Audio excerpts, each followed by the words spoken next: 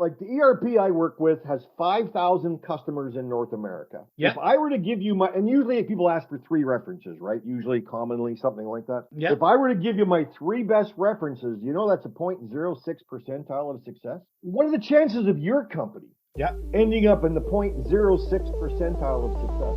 0.06%. Yep. Not very good. Growing a business requires a holistic approach that extends beyond sales and marketing. This approach needs alignment among people, processes, and technologies. So if you're a business owner, operations, or finance leader looking to learn growth strategies from your peers and competitors, you're tuned into the right podcast. Welcome to the WBS Podcast, where scalable growth using business systems is our #1 priority. Now, here is your host, Sam Gupta. Hey everyone, welcome back to another episode of the WBS Podcast. I'm Sam Gupta, your host and principal consultant at digital transformation consulting firm Elevate IQ. ERP sales folks are some of the most confident people, while the ERP implementation team would come across as the most nervous. If you ever sat in an ERP demo, the sales team would provide assurance on every single doubt you might have.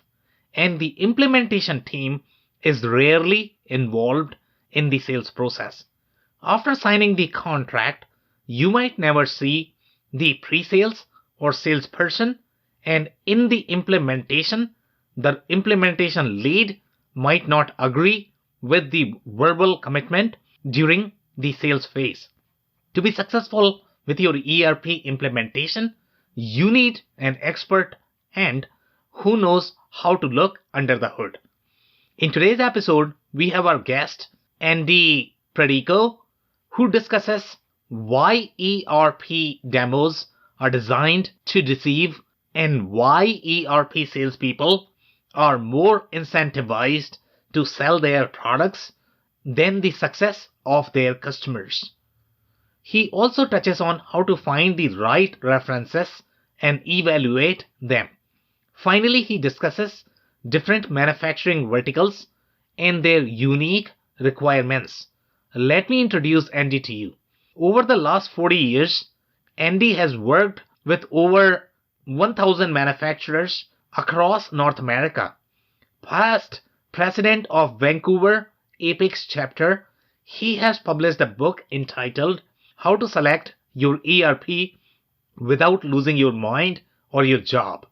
The book is listed as one of the 10 best ERP books your company should read in 2021. With that, let's get to the conversation. Hey Andy, welcome to the show. Thanks, Sam. Wonderful to be here. Okay, amazing. And I am super excited to have you as well, just because the kind of insight you are going to bring, especially around manufacturing ERP systems, it's going to be so powerful. Just to kick things off, do you want to start with your personal story and your current focus, Andy? Sure. Okay. Well, I've been involved in ERP software with manufacturers for about 40 years. And if you do the math, that's 1981 when I started. And I'll tell you, when I first got in the business, I really didn't understand manufacturing or systems at the time. I kind of learned on the job. Yeah. The school of hard knocks. And after about 5 years of selling ERP systems, I found out that people didn't like me. So I decided to either change careers. I had to make a decision, change careers or figure out what the heck was going on. So I did a lot of research and investigation and surveys. Yeah. And I came to the conclusion, or at least my opinion, of why the dissatisfaction rate is so high with ERP software. Yeah. And so then I started teaching people how to uncover the truth about ERP. Okay, amazing. So typically this is in our head, and especially towards the beginning of our career, we all are going to go through that phase that we are going to feel that people don't like us. But that's really in us. I'm pretty sure you have figured out your path, and so is everybody else is going to be. So now, Andy, we have one of these standard questions, and obviously we would love to get into the manufacturing ERP, but the standard question is going to be your perspective on business growth. Okay, well, I mentioned when I first get involved in the industry in 1981, and I'll tell you how I ended up manufacturing ERP software. I was with a friend who worked at the Vancouver Stock Exchange, and he drove me into Vancouver. Yeah. Left me hang out. And this is a lot of years ago. Remember, he left me hang out at the lobby, and he brought me over the Yellow Pages. This is back when most of the people on your podcast won't know what the Yellow Pages are, but this used to be a big, thick book of listings and phone numbers, right? Yeah. And on the back of it would be companies. And I went to the pages that said computer, the top right-hand corner. Yeah. And I didn't have a car or anything at the time, so I circled all the companies that said computer that were within walking distance, and I dropped off 16 resumes. Yeah. I went and got out of those 16 resumes, I called them back, and I got 4 appointments. The first 3 laughed at me. Yeah. And basically put a boot on my butt and sent me on their way. The fourth one, if you know Vancouver, it was in Gastown. Yeah. And I walked into the guy's office, and he was at the very end of this very large room, and he sat me down, and he says, "Well, you don't know anything about manufacturing, and this is what our software does. Yeah. And you know very little about software. How are you going to be able to sell my product? Yep. How are you going to be able to find companies to buy my product?" Yeah. I looked him in the eye, and I said, "The same way I found you." And the rest is the story. The rest, it goes on from there. But my own personal growth, I write a lot. I do a lot of webinars. I teach a lot. I'm a little bit different than most ERP salespeople because, in my opinion, it's more important for me that companies get the right system, not necessarily the one that I'm selling. Yeah. Because, if you think about the statistic of 73.8% that don't like ERPs, and this is my chosen profession, that's a rather embarrassing statistic. So I kind of get up on a little bit of a soapbox, and I try to help people a little bit. Yeah. Most people don't think that my opinions are going to be objective because I'm a salesman, but usually after they sat through one of my webinars, their minds have changed a little bit. Yeah. But as far as what's really cool about it is, I've written a lot of articles, especially for the Apex group across North America. Yeah. And I compiled all those articles into a book, and I Yeah. published that book a few years back. Yeah. And it was just announced like this month or last month, I'm not sure. It was just announced as one of the top 10 ERP books to read for your company to read in 2021, which I was pretty flattered. I went, wow, pretty cool. Yeah. And I am actually going to top it off, Andy, on that. So, listeners, if you are not familiar with this specific ranking and the accreditation that Andy has received, it's from Solution Review, and that is a very credible organization overall in the digital transformation and the ERP space. So, Andy, kudos to you, especially you being humble, calling yourself as a salesman. But obviously, you must have very insightful book, and that's the reason why this agency has provided you that ranking. So so I'm super interested in digging into deeper into what is there in terms of learning how to basically understand the manufacturing space.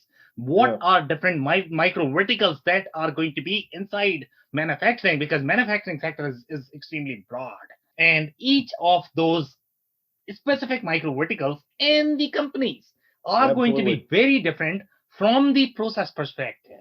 They all are going to have very unique needs from the ERP perspective. So let's say if you were to provide sort of the map for me, okay, in terms of what are different micro verticals and what are their different needs as far as their need for the business process or the ERP goes. Can you break it down, let's say, in 10 different micro verticals, 15 different micro verticals, whatever you have seen, that, if an ERP system is installed, let's say in the micro vertical number 1, they should probably not approach the micro vertical number 2 in the same fashion, because that's not going to work. And then we are going to get into that embarrassing stats, and that is going to be 73.8%.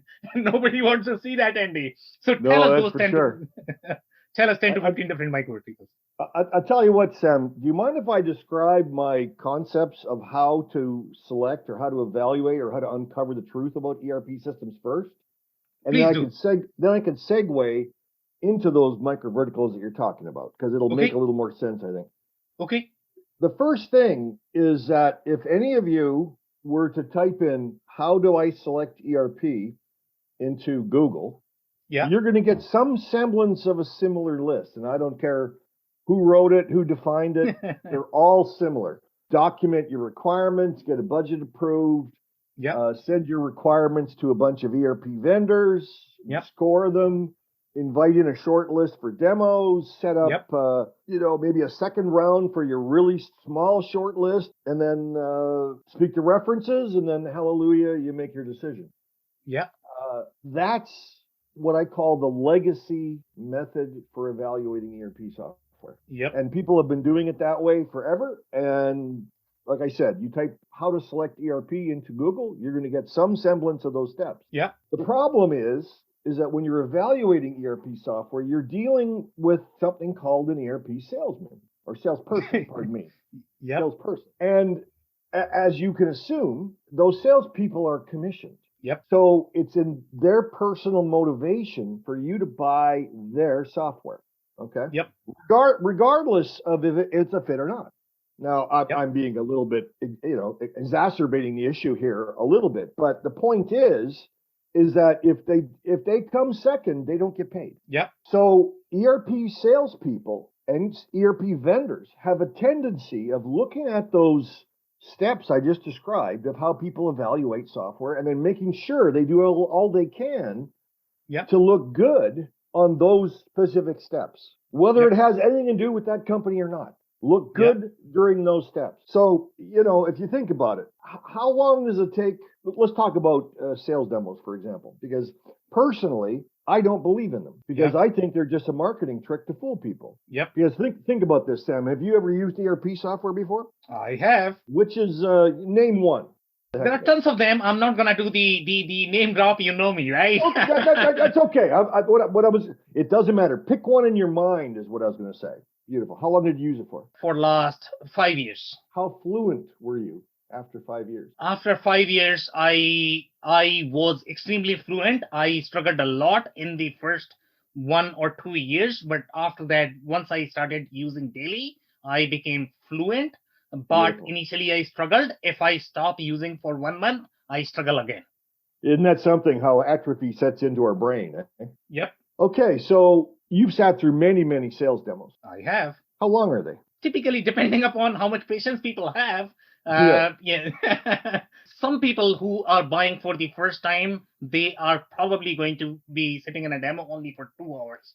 And in my opinion, they cannot see anything. Right, or an hour even sometimes, right? Sometimes, you're right. I mean, they are going to lose patience. And by the way, in that hour also, they are looking at their phones. They are not paying attention. Oh, yeah. So and it's they're funny. getting emails popping up, and they got people tapping them on the shoulder and all that stuff. Yeah, no, totally, completely. Yeah. So what's the longest sales demo you ever seen? The people who have bought ERP system for multiple times, most likely they are going to ask you to do the demo for at least 7 days, where the actual users have got some sort of feeling. They might have, let's say, used the system while doing the demo. Now, these people understand how to buy an ERP system, and that's why they spend time in reviewing the system so they don't get any surprises during the implementation phase or during the adoption or training phase.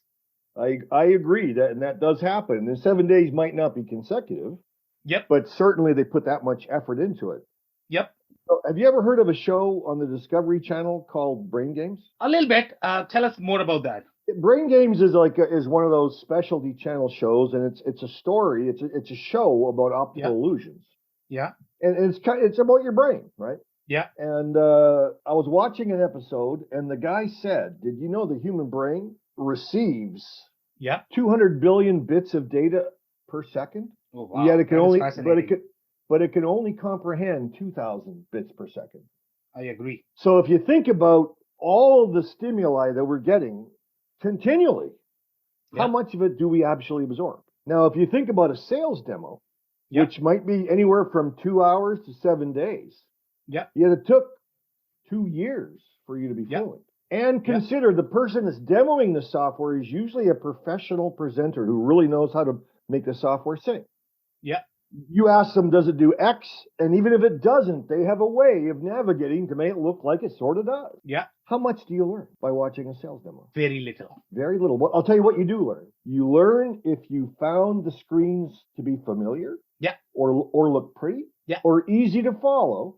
Yeah. But that's it. Yeah. You might recognize, oh, this one allows a 35-digit part number and that one allows a 30 or whatever the case. Right? Yep. But the reality is, how much do you learn by watching a sales demo that's presented by a professional presenter that knows exactly how to navigate the software? Do you know the title of the person that demos to you, Sam? Typically, these are going to be either pre-sales people or they are going to be solution consultant. Usually they're called pre-sales consultants. You're dead on. Yeah. And I'll tell you what, do you know what my definition of a pre-sales consultant is? Tell me. Someone you're never going to see again after you sign the contract. Because that's their job, is to make the software look like it's amazing. Because again, if you don't buy their software, they don't get a commission. Isn't that odd how they're motivated? I mean, you talk about the requirements list, and we all document a ton of requirements. We all want to make sure the software does everything we want it to do. So we document, and sometimes these requirements lists are as long as War and Peace. They're going to be crazy long. I've filled out RFPs that were 5,000 questions long. Yeah. How do you think an ERP salesperson fills out the spreadsheet when he gets a long RFP? Well, I'll tell you, it's a rhetorical question. They put a yes in the top right-hand cell and they drag it through the whole thing. Yep. Now, I'm exacerbating the point. Yeah. It's not, obviously, if they can't do something, they're going to put a no at occasional places. But anywhere they can possibly justify putting a yes, they're going to put a yes. So you get back these responses from, 4, 5, 6, 7, 8, 9, 10 ERP vendors, and they all more or less say yes. Yeah. Think about how much time and effort it took you to build that RFP to start with. Yeah. And yet the responses are useless. Yeah. People will tell me, but don't worry, Andy, I'll convince them that they can do all this stuff during the sales demo, and I just roll my eyes. Yeah. Because they're just falling into the trap. Yeah. But and then there's the price of the software. You say, well, how much should I budget? And some companies do have a scientific way of evaluating that, looking at an ROI or whatever the value is for them that they believe it is. Yeah. But most companies just ask a bunch of ERP salespeople, how much is it going to cost? Yeah. And guess what? ERP salespeople have a tendency of lowballing. Yeah. Because they don't want you to discount them because of price. Yeah. So you get a bunch of lowball numbers, which you go to management for approval, and now you're behind the 8 ball before you even start. Yeah. 40% of all implementations end up costing double or more of the original budget. Yeah. So if you knew you were going to spend twice as much, why don't you buy a more expensive system to start with? Yep. I agree. Right? It's craziness. And now we're down to the brass tacks, and we say we're going to fix those ERP salespeople's wagon. We're gonna force them to give us some customer references. Yeah. Tell me something, Sam. Have you ever applied for a job? I have applied, and I know a lot about references, how they work. I'm going to call all my friends who are going to talk nice about me. Did you put any references on your resume that didn't like you? Well, that's not how the references work. I'm sorry, Andy. The point is, you know what references the ERP vendor is going to give you. Yep. And if you think about, like, the ERP I work with has 5,000 customers in North America. Yep. If I were to give you and usually people ask for 3 references, right? Usually, commonly, something like that. Yep. If I were to give you my 3 best references, that's a 0.06 percentile of success. Yep, I agree. I love those data points, by the way. What are the chances of your company ending up in the 0.06 percentile of success? 0.06%. Yep. Not very good. It is not very good. Not very good. But you know what? The most important thing about evaluating or uncovering the truth about an ERP is to speaking to representative companies that are already using the software. My grandma always said, why not learn from someone else's mistakes? Yep. I agree. Right? The problem is the ERP companies don't want to give you those ones because they've gone through some potholes. They've had a little stress. It's like most companies that implement an ERP. It's very, very few that implement an ERP without any blood, sweat, and tears. It's just doesn't happen. Yep. But those are the companies you want to speak to, because what's more important, speaking to a representative company that already has experience and has passed the learning curve and knows the pros and cons? Yep. Or sitting through a sales demo, which is just there to trick you. So the trick is, and this is what I teach, is how to uncover companies that are not just in that 0.06 percentile, but maybe in the 20 or the 30 percentile. Yeah. Companies that are more representative of what you're going to experience. Yep. So what I tell people, and people will always say, I say, you want to ask for references. And they'll say, oh, we're going to do that. We're going to do that at the end. I'm going, well, you know what? My advice is to do it at the beginning. Yeah. And they go, what? I say, yeah, think about this. And not just any references. You want to ask for specific types of companies. You want to ask for companies that are in a similar geographic location, because you want to confirm how good the local support is. Yeah. You want to speak to companies that are a similar size as yours. Let's say your company's 100 employees. Yeah. You want to talk to companies that are, and you're planning to grow.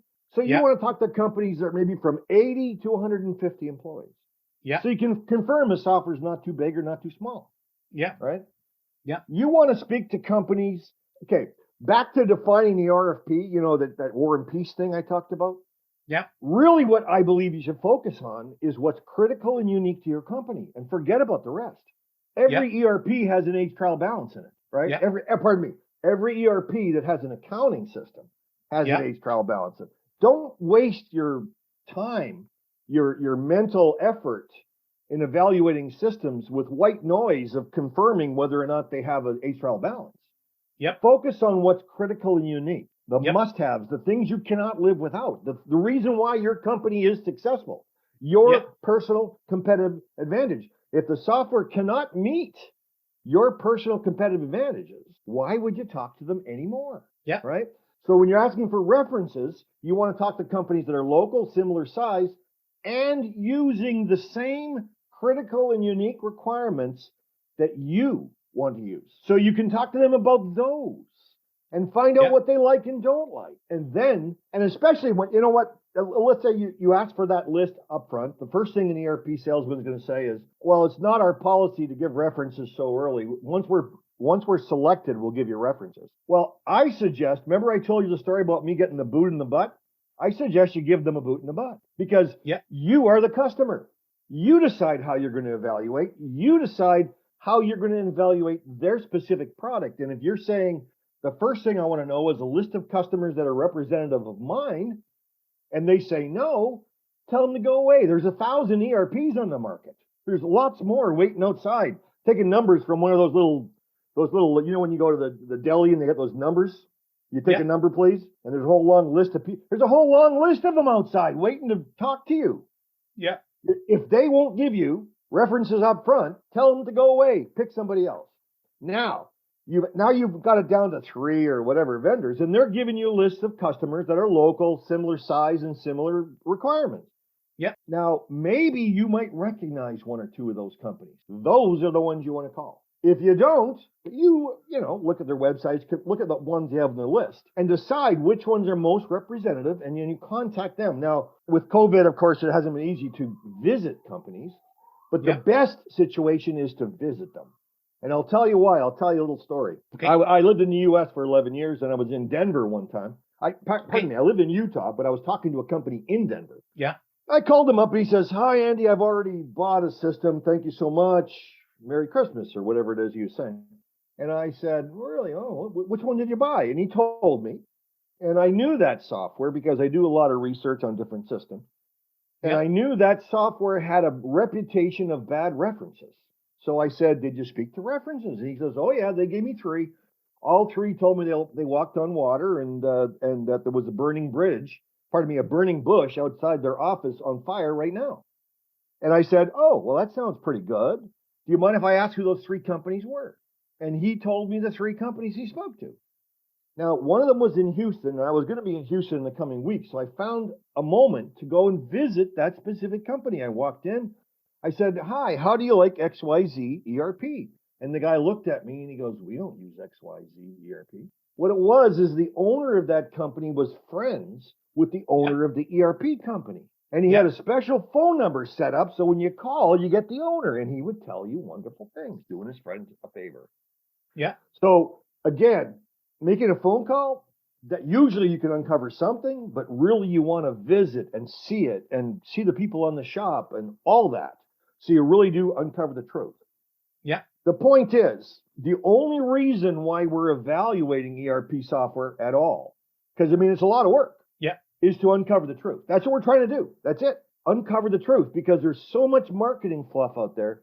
It's nearly impossible to really uncover what is real and what is perceived or imaginary. But if you are unable to uncover the absolute truth about each system you're evaluating, it should be pretty easy for you to decide which one's best for you. And that's what my process is all about. And now, talking about vertical industries, and there's lots of them. You know, vertical industries, it's usually a little easier to recognize what is a critical, unique requirement because they've got vertical requirements. And if the software can't do that, then why are you talking to them? So, like, for example, an automobile manufacturer. If you think about an automobile, it's a model with a bunch, like thousands of options, right? They call that in the ERP business, they call it a configurator. And what it is, it's a bill of material generator, or it's a list of logical questions that are simple to answer, and it creates the bill of material, the list of materials to build that in the background. And good configurators will also calculate the labor, like the speeds and feeds and all that stuff. But the point is it calculates what it takes to build that. It gives you a cost markup. It'll either give you a markup or a selling price, and you can immediately provide a quote or create a work order using the configuration tool. And instead of having an experienced engineer to create the quote, you can just do it by answering simple questions. It's kind of a cool thing for those companies that have lots of options. Engineer to order is an industry specific. Engineer to order is companies that require them to engineer the expectations, and they come back with a proposal, and if the customer says yes, it turns into a work order and goes from there. But usually there's a one-off projects. Most ERPs are more focused at product manufacturing, repetitive manufacturing, long-run manufacturing. But this is what ETO is a low-volume, high-mix. Basically, it can be anything, and we only make one or two, or not very many. So what's a critical requirement for that kind of a company? Well, probably engineering change control, because there is going to be a level of engineering throughout the development of the quote and the work order, and you want to make sure that the engineering change are authorized appropriately so that you're not working on old revs or whatever the case, old versions, old releases, because then you're going to buy the wrong material and have too much in stock you can't use, right? You want to buy the most current one. So that's one example of what ETO companies, engineer to order type companies, look for. Costing. I mean, usually they're like projects. Engineer to order are usually like projects. So you want to be able to do costing at an actual basis, comparing it to the estimate and doing variance analysis. So you see where you're winning and losing. And we mentioned real time being a fictitious number, but during a job or a work order or a project, you really do want real time costing, because if you see right middle of the work in process, that the costs are trending out of line, you want to find out why and fix it now instead of waiting at the end and then you've already lost your shirt, right? Yeah. And there's other things like scheduling. There's tons of things engineered to order, but other industry specific companies like plastics. Yeah. Plastic, and depending on what type of plastics it is, it's commonly a process or a process, depending on whether you're Canada or US. You see, I'm multilingual, Sam.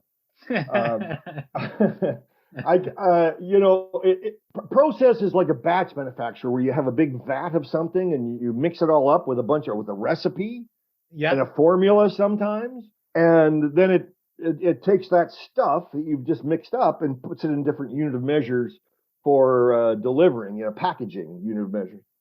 Yeah. So you got to be looking to see if the software really is formula driven or recipe driven, or is it just a straight bill of material? Because a lot of plastics companies, or even more specific in batch, like food manufacturers, like anybody in the real process industry, continuous flow process, like a gasoline refinery. These kind of companies all have formulas and recipes, and they got to be able to utilize those when defining and adjusting the mix. And, if the software can't do that, why are you talking to them? So I think that's it for today. Do you have any last minute closing thoughts or advice? Well, yeah, I do. And if you don't mind, I'm going to tell a joke. It's a couple of minute joke, if that's okay. Please. We all remember what my advice is that sales demos are a waste of time. Okay. You're going to learn a lot more, tons more, by speaking to companies that are representative of yours that are already past the learning curve, right? You're going to learn logarithmically more than you will in a sales demo. So I'm going to tell you a joke about that, and it's about Steve Jobs. And we all know Steve Jobs. He passed away a few years ago, and he went up to the pearly gates, and St. Peter was waiting there for him. And St. Peter said, "Steve, wow, I had no idea. I've been watching you for a long time. You've done amazing things. Back in the 80s, you and that other guy were in that garage, and you started making these things called apples, and then you made Macintoshes, and you started doing some pretty cool stuff. But today, everybody has an iPhone, an iPad, an iWatch, everything. You have transformed how humankind communicates. So you know what I'm going to do? I'm going to let you pick where you want to go." And Steve says, what do you mean by where I want to go? He goes, "Well, I'll let you pick. Go up there or down there." So Steve says, "Well, can I have a look first?" And St. Peter says, "Sure, there's an elevator right over there. Go ahead and go in the elevator and push down or up." He goes in the elevator, pushes down, opens up the door, and he feels a waft of warm air come in. He pokes his head out, and it's pearly white sandy beaches everywhere. On the left, he sees waves lapping up on the beach. To the right, he sees some teenagers that are playing beach volleyball. And right directly in front of him, he sees a couple sitting at one of those round thatched roof little table things, and they're holding hands. They're obviously in love. They're staring at each other's eyes. And there's a waiter bringing them cocktails. He's got his hand in the air with a tray and 2 cocktails with an umbrella in each. And Steve says, "Wow, I had no idea it was like this down here. I can hardly wait to see what it's like up there." So he goes back in the elevator, goes to the top floor, opens the door. Everybody's floating around on white fluffy clouds. They're all wearing white gowns. They got wings on their back, halo on their head, and they're all playing the harp. And Steve says, "Well, this is kind of boring. I kind of like it down there." So he goes back to St. Peter and says, "I've decided I want to go down there." So St. Peter snaps his fingers, says, "Go back in the elevator and push down." He pushes down, opens up the door. Fire and brimstone. And there's some guy in a red suit poking everybody with a pitchfork. So Steve yells back up to St. Peter, "This isn't what you showed me 10 minutes ago." And St. Peter says, that was the sales demo. So there you go about sales demos. Okay, amazing. And my personal takeaway from this conversation is going to be, Andy, there is going to be a lot of marketing hype overall in the ERP community. The marketing hype exists to make things simple for you. But if you spoke to a guy who is actually going to implement that ERP system for you, they are going to be super nervous based on the requirements done using the marketing hype and sales demo. So my recommendation to you is going to be that speak to the implementation guy, the person who is going to be implementing, and ask them if they would be comfortable doing that or not. On that note, Andy, I really want to thank you for your time. This has been a powerful episode. Hey, it was a lot of fun, Sam. I hope it made you laugh a little bit. I cannot thank our guests enough for coming on the show, for sharing their knowledge and journey. I always pick up learnings from our guests, and hopefully you learned something new today. If you want to learn more about Andy, head over to essoft.com. It's essoft.com, or email him for a free chapter from his book at Pratico@essoft.com. It's APRATICO@essoft.com. Links and more information will also be available in the show notes. If anything in this podcast resonated with you and your business, you might want to check other related episodes, including the interview with Randy Johnston from K2 Enterprises, who discusses why process documentation is essential to manage growth. Also, the interview with Tad Needleman, who discusses the role of ERP consultants, why they are pivotal for an ERP implementation, and why they play a huge role in user experience and training. Also, don't forget to subscribe and spread the word among folks with similar backgrounds. If you have any questions or comments about the show, please review and rate us on your favorite podcasting platform or DM me on any social channels. I'll try my best to respond personally and make sure you get help. Thank you, and I hope to catch you on the next episode of the WBS Podcast. Thank you for listening to another episode of the WBS Podcast. Be sure to subscribe on your favorite podcasting platform so you never miss an episode. For more information on growth strategies for SMBs using ERP and digital transformation, check out our community at WBS.rocks. We'll see you next time.